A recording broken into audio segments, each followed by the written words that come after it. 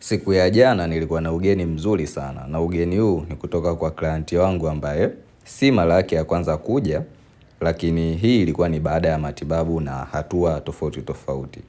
Na ilikuwa ni siku ambayo amekuja kwa ajili ya kuangalia kile kinachojiri, kwa sababu ni mtu ambaye nimetoka naye mbali. Tumetoka katika hatua fulani kuingia katika hatua fulani mpaka akaona matokeo.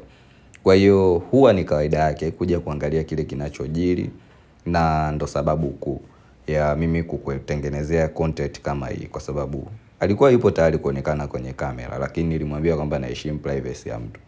Kwa hiyo unaweza ukajiuliza huduma kama hii unaipataje? Haijalishi upo karibu na nilipo Dar es Salaam au upo nje ya mkoa, popote utakapokuwepo una uwezo wa kupata huduma hii. Lakini hii ni kwa wale wote ambao wanahitaji kujua kinachojiri kwenye maisha yao, majibu ya maswali yao.